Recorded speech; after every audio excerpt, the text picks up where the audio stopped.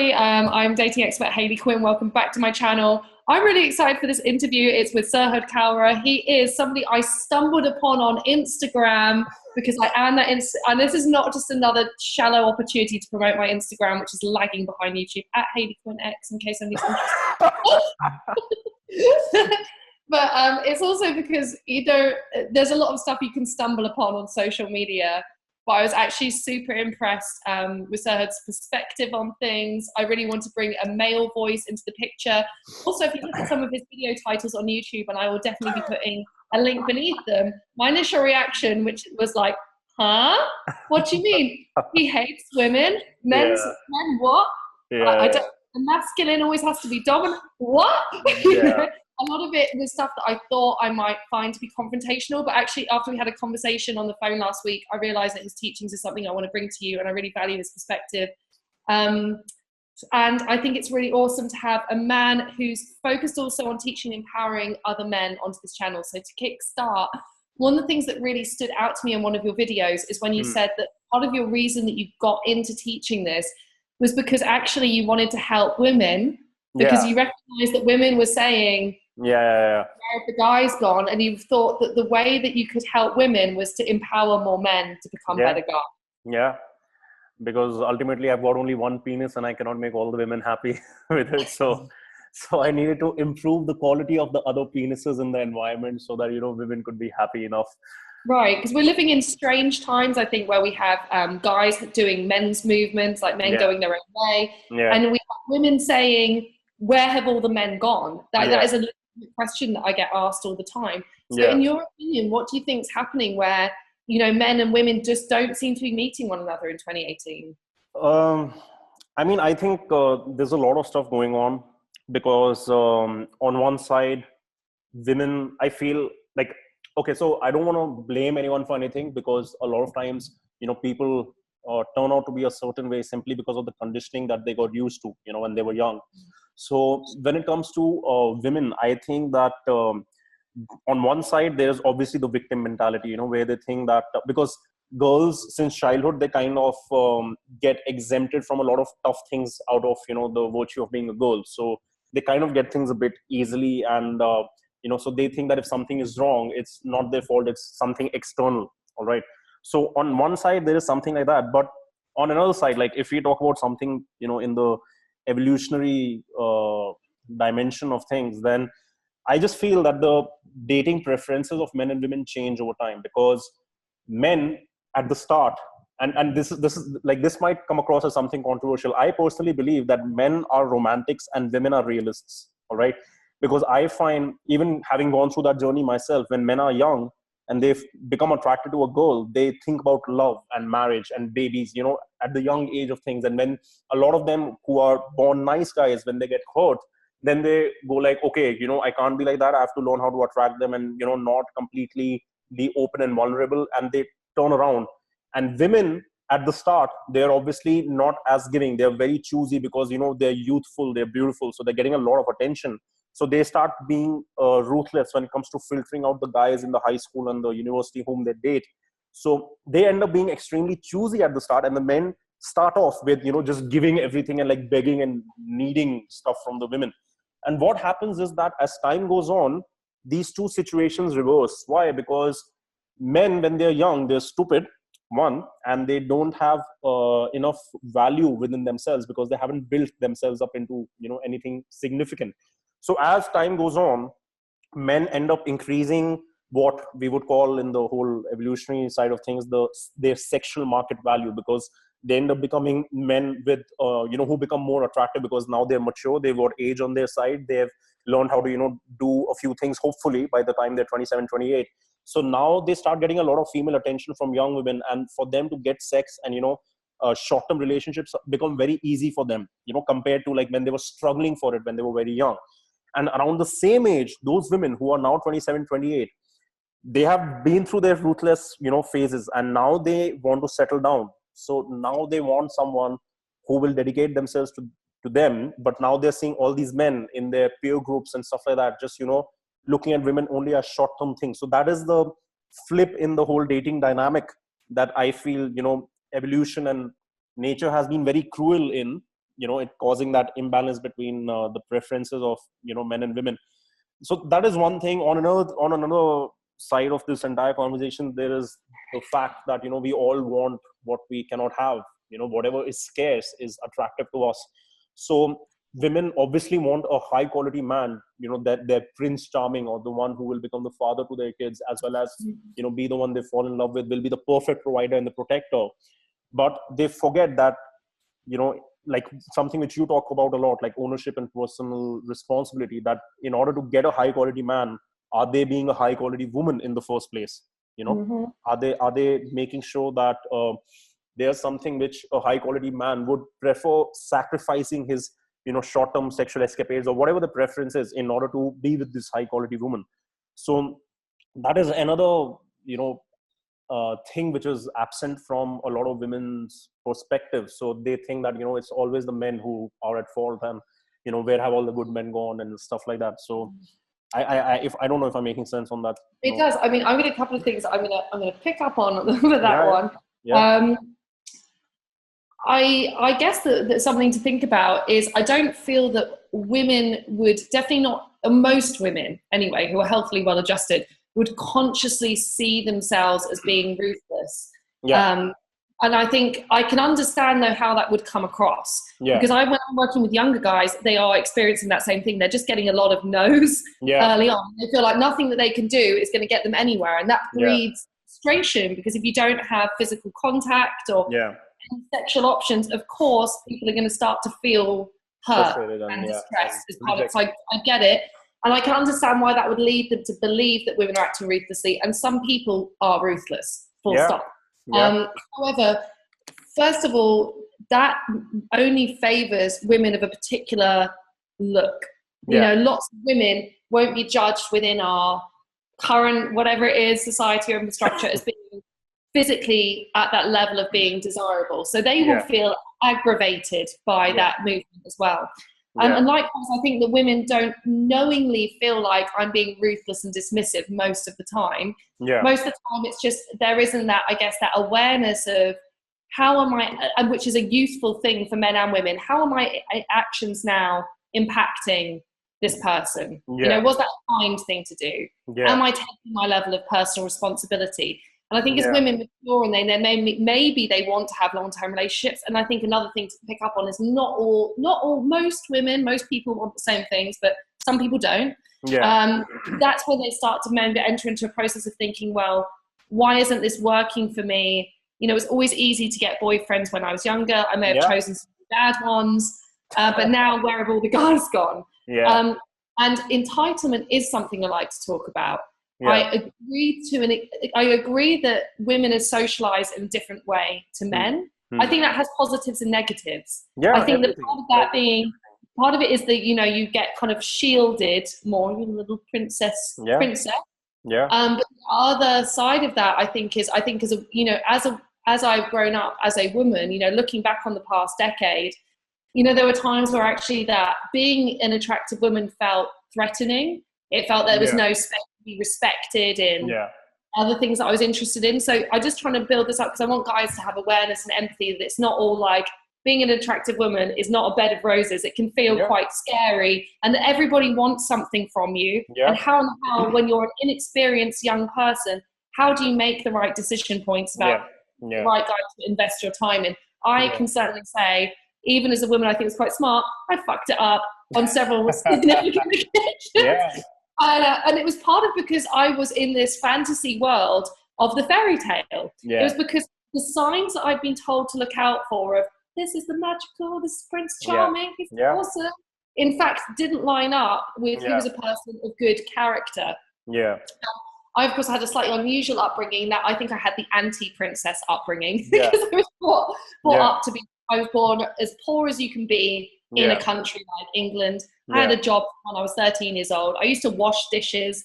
My mother always reminds me that I was lucky because my brother had to be the person. I was washing the dishes in the fast food restaurant. My brother was out flyering on the streets dressed as a chip. So it's like, all right. But because of that, I always learned that, if I want anything, anything financial myself, I have to work. And because I was so poor and was kind of on the low end of the social hierarchy, Yeah. ladder. Yeah. I guess even though I was an attractive young girl, I never really experienced that because I didn't feel attractive because I was cleaning someone's house. You know, I didn't feel like this gorgeous woman. I felt entitled to nothing and actually had quite low self-esteem. However, I want to pick up on the Prince Charming myth because I think this is like so damaging to how women select guys, about what we believe their role is in the dating process, and about our expectations for men. Prince Charming myth, in my understanding, is that, you know, we are conditioned to believe that one fine day, someone who's so perfect and amazing, who's our complete soulmate, we're just going to stumble across them, and it will be perfect from the start, and we will know when it's happening. It's going to be obvious, because as my mum would say, when it's the right one, he'll find you. And so as a woman, I'm like, all right, then that's cool. So I just have to wait and sit here and not question myself,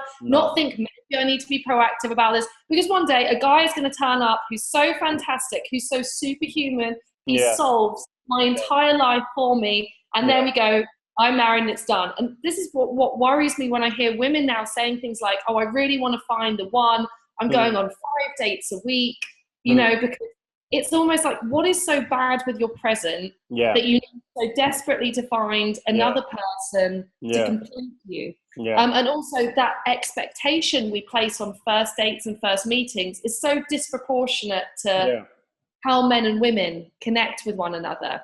So I do empathize with the guys out there who are probably trying to connect and relate to women, but are understandably falling short of a completely unrealistic stereotype. So I guess I would ask you, for the guys that are watching, if you are a guy right now and you're feeling frustrated and you're like, no woman, I'm trying to approach women, but no one is giving me even the time of day. And because of that, I'm starting to feel that, you know, I'm starting to feel angry towards women, feel detached. What are some basic first steps, both in terms of longer term lifestyle, because I know that's something you want to talk about and that you talk about a lot in your videos, but also in practical steps that he can do to kind of get out of this negative mindset of thinking that this is how it's always going to be, or that no woman will ever want him, and to start to build that life where he can connect with more women? I think the biggest thing which is required for the man to understand at that young age, you know, where he feels rejected and he thinks that, you know, he cannot get girls and stuff like that, I think he needs to understand that, first of all, time is going to be a very big ally for him, because for a man, I feel life only gets better as time goes on, because he like, as a man, you're literally born with nothing, and like you have to start kind of building yourself up. And I'm talking for the average common man, you know, not someone who's born into a rich household or something like that.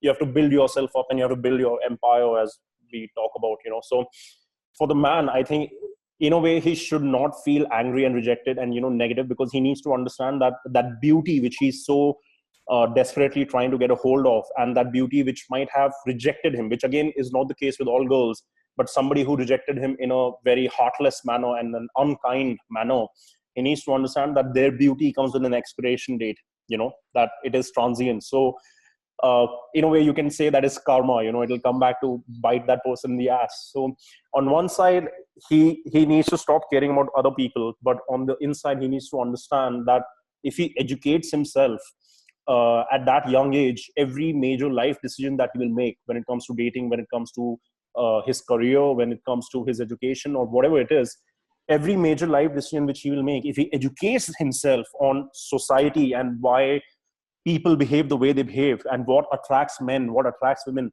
if he can understand the nuances which are not really explicit to see and, you know, witness, this is the subtle form of communication that is happening between people, you know. Once you can understand all of those things, he can make much better decisions, and over time he will realize that he will become an asset which is going to continuously appreciate in value, you know.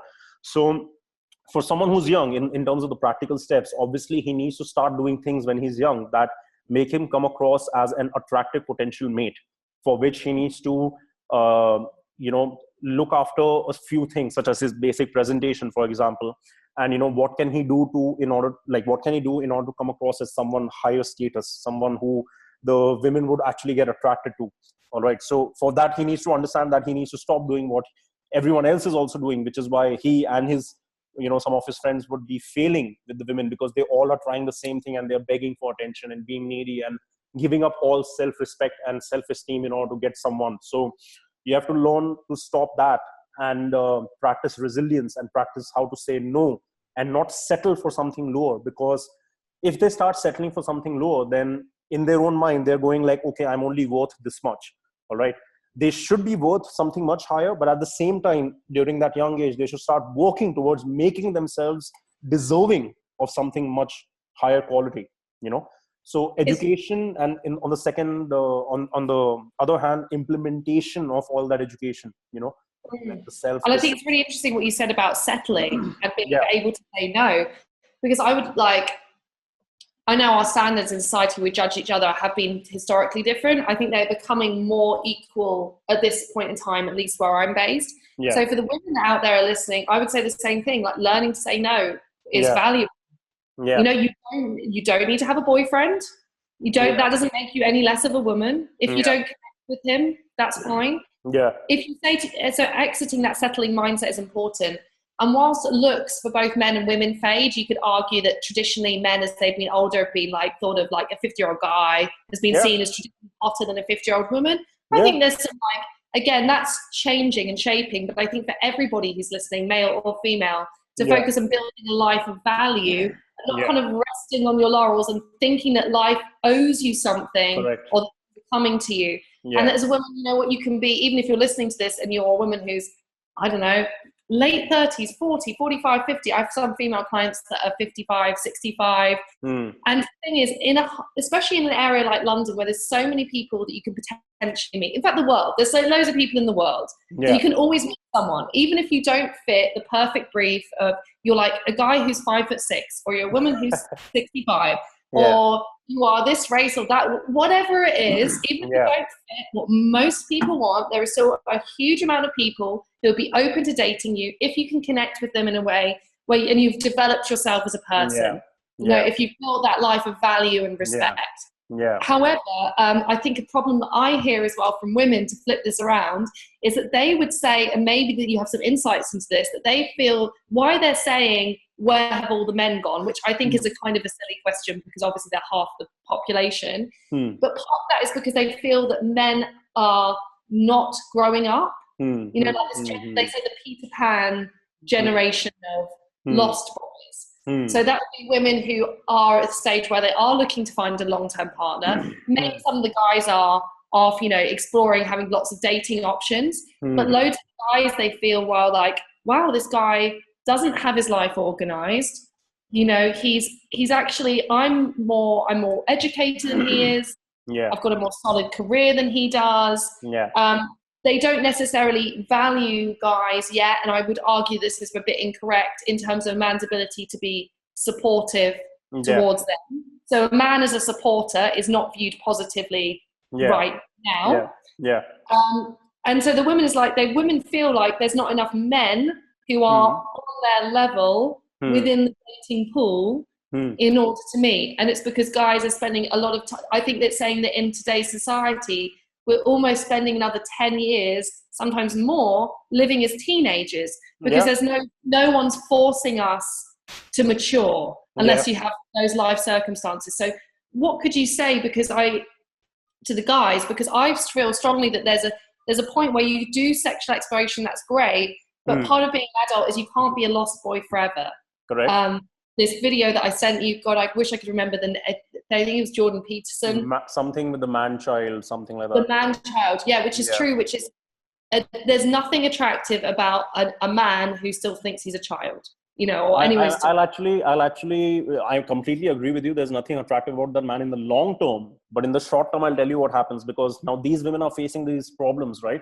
But again, to balance things out, a lot of times women actually land up into this problem themselves, because they start off by getting attracted to that boy, and why they get attracted to the boy is because the boy is playful. The boy doesn't care about consequences. The boy is the spoiled little brat. He's like the arrogant asshole, to like the jerk to which a lot of women get initially attracted. All right.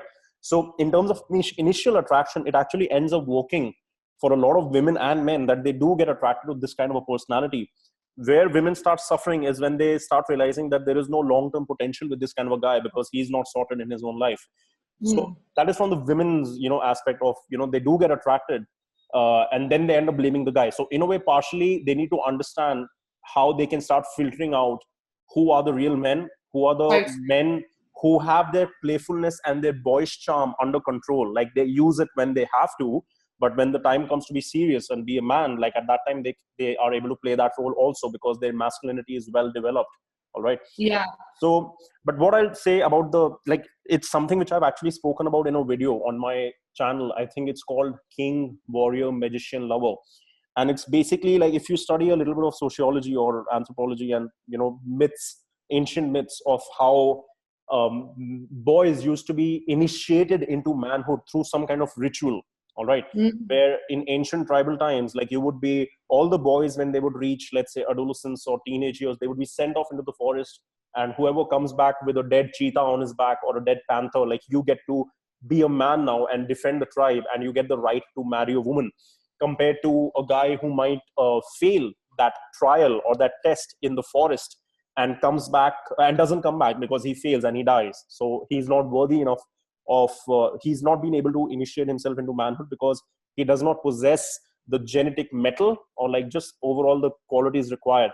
Now that process used to be there across almost every culture and for a long period of time. And in modern society, it does not really exist. In modern society, there's no process in which men are made out of boys, through some kind of initiation. Like there were still certain countries where military conscription would be compulsory, or some kind of a thing would be in place. But today we have pseudo initiations through the in the form of joining gangs and either getting into the army and like fighting. So some kind of a evil way of getting initiated into manhood. So that is why there's this entire generation of Peter Pan boys, which is what I do. Like you've seen my tagline on Instagram, it is I help boys become men. Because I find that there are 35-year-old adult males walking around with boyish psychologies. And that is where the issue comes between, the challenges which men face when their marriages start falling apart or when their long-term relationships start falling apart, because there's a humongous difference between attracting a woman and retaining her attraction. And boys are able to attract a woman, but they're not able to retain the attraction. All right. So, and I like how you point out the doubleness, the two sides to every coin. Yeah. That's something I'm really interested in looking at. So I'm not here, whether you're watching my videos regularly or not, maybe this doesn't come across a lot of the time, but I'm not here to say, oh, men are bad or women are bad. It's just like, how can we all take personal responsibility for the choices we make, where we're at in our lives? Yeah. So I would say it's much more empowering for women as well. Rather, we can say, and I agree, that maybe how society has developed with all these luxuries that we now get in modern society, maybe, and all this, like, I press a button, I get my food, oh, I press this, and there's my friend, with all this stuff. And I look back on my fact that I grew up in, I had quite a harsh upbringing by modern standards, and I'm really grateful for that now. That's helped me be a resourceful person. But with all of that going on, maybe there is a generation of men and women who haven't actually had to face much adversity. And because of that, maybe there's a generation here of people who don't take that much responsibility compared. However, we don't solve that by complaining that most people don't take responsibility. It's about how do I take personal responsibility? So for the women, it's like, as you said, is he showing up for you as a boy or a man, as someone who's well emotionally developed and able to have the relationship you want or not? If he can't bother to respond to your messages for several weeks, if all your dates are last minute, if he's really uncertain about whether he wants to be in a committed relationship or see other women, if this is all really vague and a mess, then you have to maintain your standards and have the awareness to go, look, I like the guy, I was attracted to him, he was really fun to hang out with, but being realistic with myself, I'm not going to allow myself to get emotionally invested. I'm not going to allow that to continue that long because I recognize that what we want is different and he can't give me what I want. So there's no point trying to force him to be someone he's not. I accept who he is right now. I move on with my life. And that's a better mentality for dealing with And I think I'd probably say the same to guys, you know, if they're feeling frustrated right now. And maybe you can give some insight onto this, because I know a lot of guys will feel like, whether it's due to, I said, height, ethnic background, age, that they are just not the kind of man that women find attractive, full stop. You know, so what qualities do you think women do consider attractive in a man? And how can a man, through leading a life of value, start to manifest and build up those qualities? Because I think you're right that this is a long-term thing, and that qualities and how you lead your life is something that accrues. You know? I feel, I mean, I'm actually going to continue a little bit on this last thing that we spoke about, because I'm just going to flow from that into, you know, this question which you asked of how can they be men of substance, basically, to put it in that kind of a way.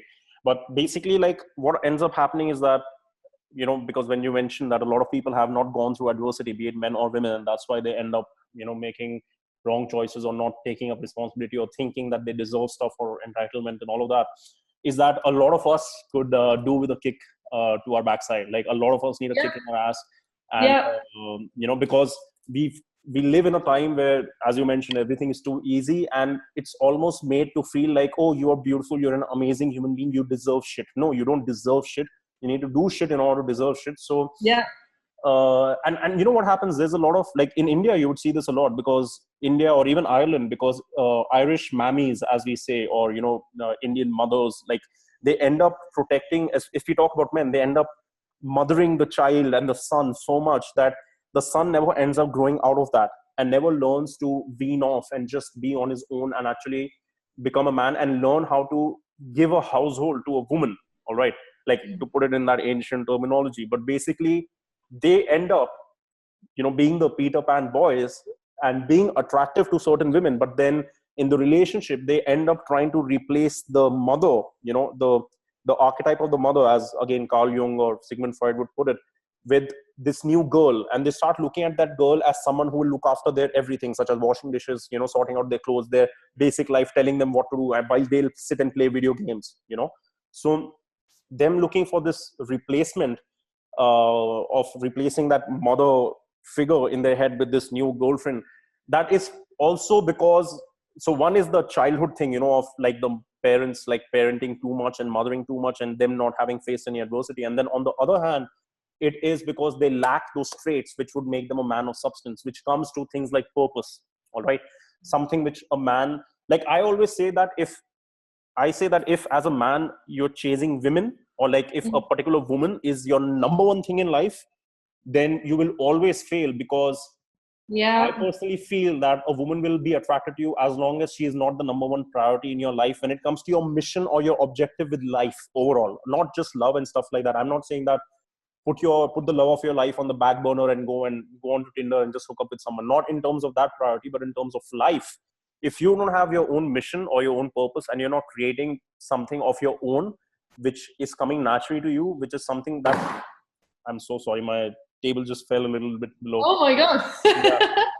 I hope it was, because I think it was on a stand kind of a thing. But anyway, so if you don't have that kind of a vision for yourself in your life, where you're creating your own life and you're building up your own mini empire, be it in form of, you know, your social network or just making yourself a man of value, you will never be able to come across as that kind of a man who, you know, a woman would respect, admire, and want as her man for the long term in her life. All right, so getting a sense of purpose is obviously the number one thing. Second, I would say a sense of understanding how to prioritize different things in life, because you need to realize when you need to prioritize yourself and your self-worth and your self-esteem and your personal health, and not lose it in trying to chase external transient tangibles of life, such as a current, you know, existing hot girlfriend. In trying to please her, you give up everything, you give up your parents, you give up everything in order to, you know, stay with her, for example. Or, you know, not have the kind of constricted tunnel vision where even if you have purpose, your purpose overpowers you so much that it ends up becoming your enemy, because in that tunnel vision you give up your personal health and, you know, become a stressed out motherfucker simply because you're chasing purpose the whole time. So that balance is, you know, what a man needs to learn. When he understands how to prioritize, then he understands how to balance various aspects of his life. And third, I would say definitely responsibility, because, that's what you and I love to talk about a lot, where a man needs to know that his actions will have certain consequences. And as a man, there's a lot of people actually looking up to him. As a man, there are certain dependencies which society has on him, because ultimately men and women, like, I'm a very strong, kind of, you can say, believer, for lack of a better word, in simple laws of nature, biology and evolution, where I do believe that men are better for certain things and women are better for certain things. We are equal, but we are not the same. All right. So he needs to understand, by virtue of him being a man, I'm not imposing any gender roles on him, but what I'm saying is that there are certain laws of nature which, if he does not abide by, it will end up biting him in the ass, and it will actually end up ruining his life as well as his relationships and everything. So as a man, if he does not go on to develop himself in those areas of life, which I speak about a lot on my channel, the purpose and, prioritizing and everything from external tangibles, such as your presentation, your personality, your body language, all of that, to internal things such as your mental mindset, your frame, your inner frame, as you call in that pickup community, I think they will suffer if they don't do things like that, because that is what will actually end up making them a man of substance. Yeah, I think what's interesting is a lot of the time when I've noticed when I hear you talk, I agree, but I see so much overlap to how women should lead their lives as well. I agree that men and women we're different in some ways. There's I don't even want to get into it. There's so many layers between biology to how we're socialized. And then also there's this idea that, some, as I explained, I think in the video that I did for your channel, the mosaic, that's how I see it. That some men are like the blue tiles, some women are like the red tiles, and some people are like the purple tiles that are in between. It can be hard to say. However, things like responsibility, I always say on my women's dating events, responsibility is sexy. And it's such not a word that you would attach to being a quality that you associate with dating. But for me, being able to take ownership of your mistakes. So if there are women are listening to this and they're like, oh, I always, the wrong guys always approach me, or they're bad. The best way out of that is just to go, I accept that I've allowed people to cross my boundaries in the past. I've accepted behavior I shouldn't have accepted. I am now aware of that. I choose to make different choices going forwards. That is when you maintain that space of power, where you understand actually the decision points I have now have consequences. Because I'm a human being and I'm flawed and I wasn't born with perfect knowledge. I may have made some dodgy choices in the past. But now it can be a whole different way of going forward. So I think for everyone as well, to not have a relationship as a central point of focus is very important. I had some beef accidentally by accidentally insulting the men going their own way movement, but it was an accident, it was a genuine error, and I'm sorry, and I'm saying that sorry publicly, and I'm doing a video about that as well.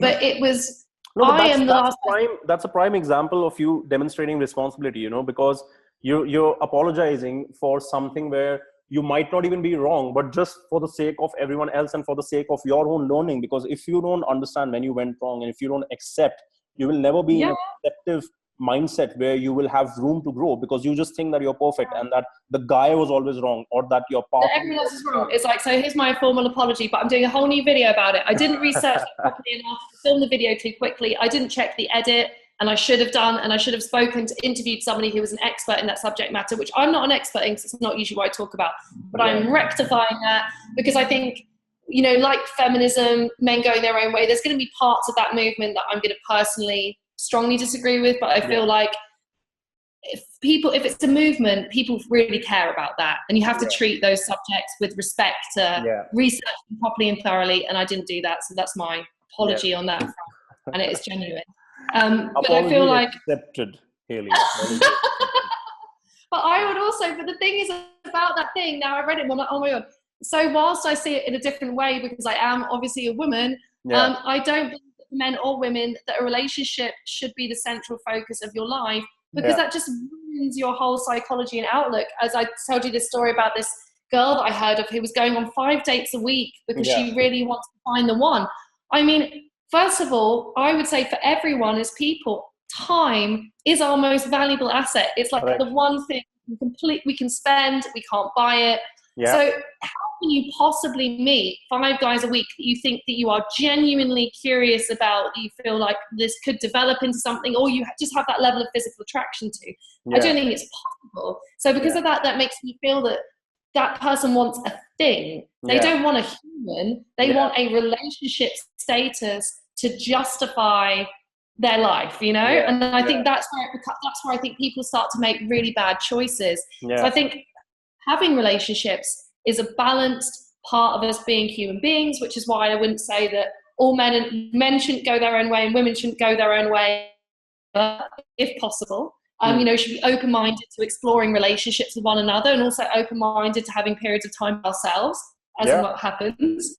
But I don't think having a relationship as the only focus, I think, is like a surefire way to mess it up, whether you're a man or a woman, because I think whether you become overly focused, you become codependent, you become needy, you lose your attractiveness, because as I mentioned in the video on your channel, when the two people, when the relationship becomes your whole world and all you're thinking about is, what is my boyfriend or my girlfriend doing? What are they thinking? Do they like me?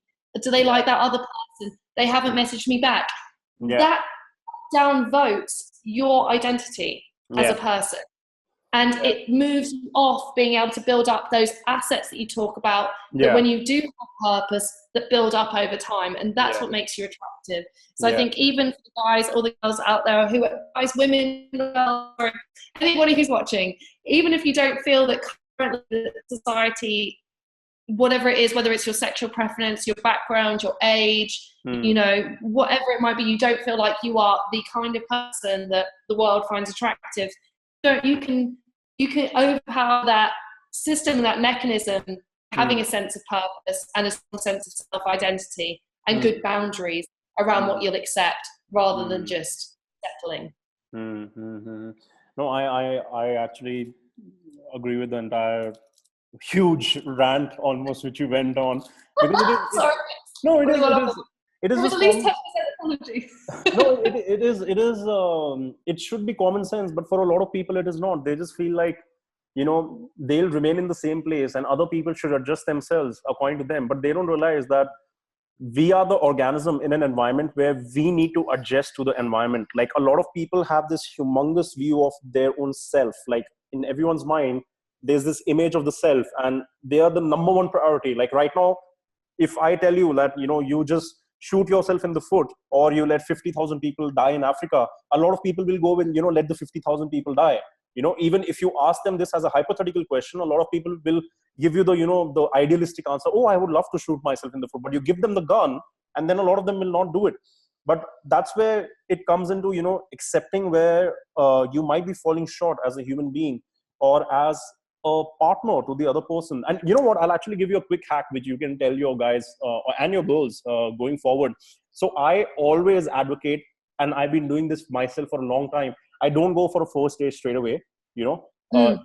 What I actually do is I always get on a phone call first, and I have an old-fashioned phone call, because I don't text. All right, I go like, fuck that shit. Like, you can't understand what the other person is about.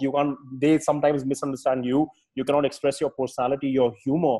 And that's why I prefer always doing a phone call, because through that you come to know the vibe of the other person, and, you know, whatever mistake you could have made by meeting them the first time, like, it just establishes a particular comfort level, so that when you meet each other, instead of being nervous, you're looking forward to meeting each other, because you had a good, exciting conversation on the phone. Because only that's when you will end up wanting to be like, you know, it's been so much fun, let's meet up this Tuesday or whatever. So I'm a huge believer in. I'm a huge believer in that as well, and I do the same. But it's for the women who are there as well. If you feel like I think that sometimes, because women, at the moment, you might be accidentally, for whatever reasons, for the guys you go on the first date with, if you're not feeling any spark or any connection or any desire to see them again, all wrong. You're probably, with an online dating app, particularly if that's how you're meeting people, you might be selecting people on the wrong characteristics from the get-go. So again, looking at your process, and on a phone call, it's so much easier to check out personal compatibility versus just how someone chooses to present themselves in an online profile. So I think that's an amazing hack. I also think your advice is awesome. I'm so pleasantly surprised that we got on so well. I was like, I have to say, when we did our first phone call last week to talk about whether we could do a collaboration and an interview, I was a bit nervous, because I'm like, I've seen some of your YouTube titles and I'm not sure about this guy, you know, but You know, I think your advice. I love to play around with perception. You know, I love to play around with perception, because a lot of people, they don't understand that human beings are almost like little flies or like mosquitoes. You know, if you switch on a light, they will flicker towards it. What that means is they forget that we are ultimately just another animal, and our behavior Yeah. is predictable to quite an extent. If you give a certain stimulus to an organism, it reacts in a certain way. And that's what I do with my videos all the freaking time. And they fall for it one after another, again and again. They keep falling for it.